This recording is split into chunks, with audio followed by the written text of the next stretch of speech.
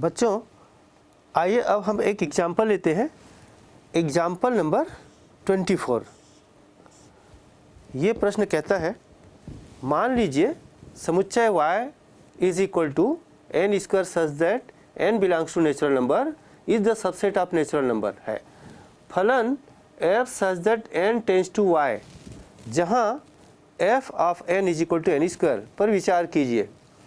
सिद्ध कीजिए कि f व्युत्क्रमणीय है तथा f का प्रतिलोम भी ज्ञात कीजिए। तो बच्चों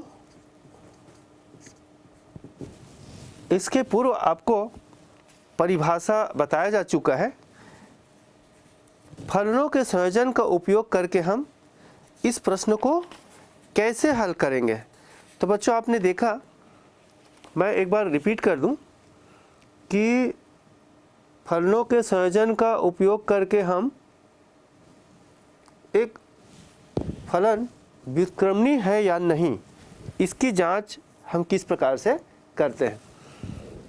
तो मैं बता दूं बच्चों कि यहाँ पर जैसे मान लीजिए f such that x tends to y, ये व्युत्क्रमणीय कब होगा। यहाँ पर समझे बच्चों, व्युत्क्रमणीय होगा जब हम एक ऐसे अन्य फलन g such that y tends to x की कल्पना करें जिसके लिए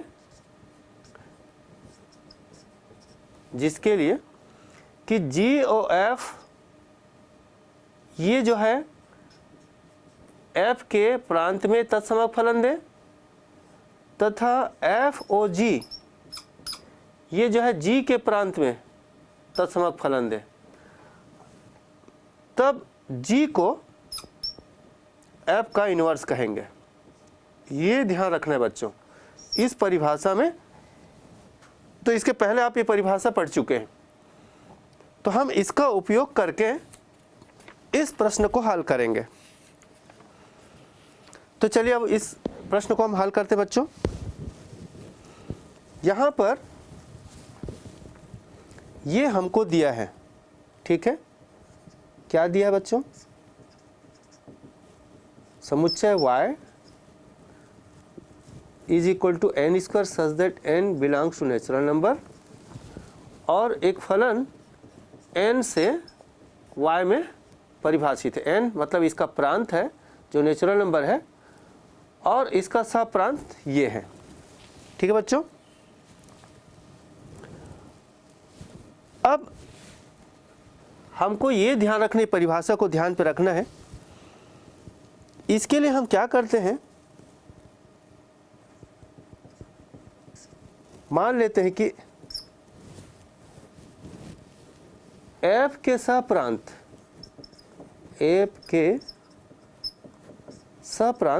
का कोई स्वैच्छ अवयव लेते हैं, का एक स्वैच्छ अवयव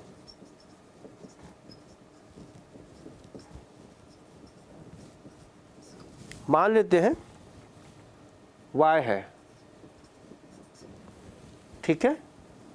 इस समुच्चय का अवयव अर्थात क्या ले लेते हैं,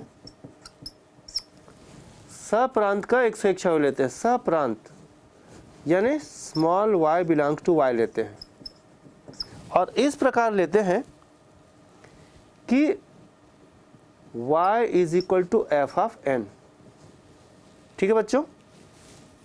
y जो है n का प्रतिबिंब है।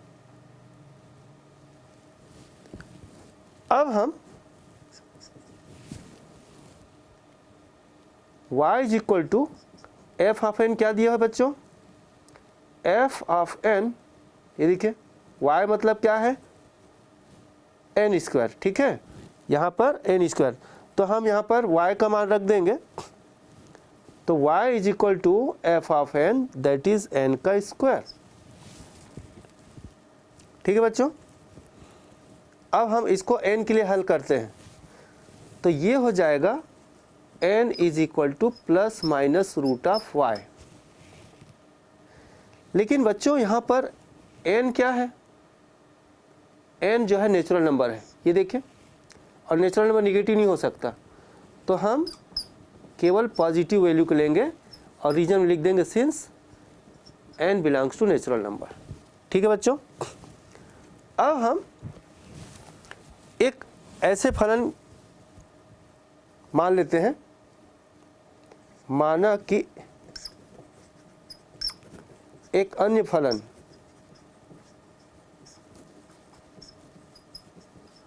फलन g सच दैट, इसको इंटरचेंज करते हैं प्रांत और सप्रांत को, और ऐसी कल्पना करते हैं g such that y tends to n। ठीक है बच्चों, का अस्तित्व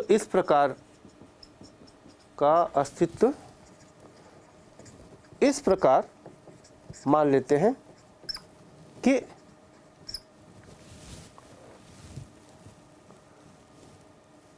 g ऑफ y, ये देखिए ये g ऑफ y, इसको मान लेते हैं, यहाँ पर जो आ रहा है बच्चों n is equal to root of y, तो हम इसको मान लेते हैं g of y is equal to root of y। ठीक है, तो इस स्थिति में क्या हो जाएगा कि जी ओ एफ जो है, जी ओ एफ क्या मिलेगा, जी ओ एफ मिलेगा n tends to n, f के प्रांत में। ठीक है, यहाँ पर f के प्रांत में जी ओ एफ, जैसे यहाँ पर जी ओ एफ f के प्रांत में, तो क्या हो जाएगा n tends to n, f का प्रांत कौन सा बच्चों, n टेंड्स टू n, इस प्रकार से परिभाषित होगा। तो अब हम जी ओ एफ निकालते हैं। ठीक है बच्चों, तो आपको पता है g O f of n is equal to g of f of n is equal to g of f of n क्या है बच्चों, f of n y n square, तो n का स्क्वायर। ठीक है बच्चों, f ऑफ n का मान रख देंगे, हमको f ऑफ n क्या दिया बच्चों, ठीक है, n स्क्वायर, तो f ऑफ n का मान रखने के बाद ये बन गया g ऑफ n स्क्वायर। अब इसको थोड़ा सरल करते हैं, तो g ऑफ n स्क्वायर कहाँ से परिभाषित होगा, ये देखिए बच्चों, g of this is equal to root of this, g of this is equal to root of this is equal to root of this. इसको सरल करें बच्चों, स्क्वायर रूट और रूट कैंसिल हो गया, क्या बच्चा n। तो क्या मतलब इसका मतलब है ये अपने प्रांत में तत्समक फलन दे रहा है। देखिए n का n ही प्रतिबिंब दिख रहा है। ठीक है, ये प्रांत के अवयव है n और प्रतिबिंब क्या मिल रहा है n, तो ये अपने प्रांत में क्या दे रहा है बच्चों, तत्समक फलन दे रहा है। ठीक इसी प्रकार से तथा अब हम एफ ओ जी निकालते हैं। तो एफ ओ जी जो है जी का प्रांत, तो जी का प्रांत कौन सा बच्चों, y, तो ये जो है y टेंड्स टू y, इसके लिए परिभाषित होगा और इसका मान निकाल कर देखते हैं। F O G of y is equal to, परिभाषा लगाओ संयोजित फलन का, f of g of y is equal to f of, अब g ऑफ y का मान रखो बच्चों, g of y is equal to root of y। ठीक है बच्चों, अब f ऑफ दिस लगाइए, f of this is equal to this का स्क्वायर।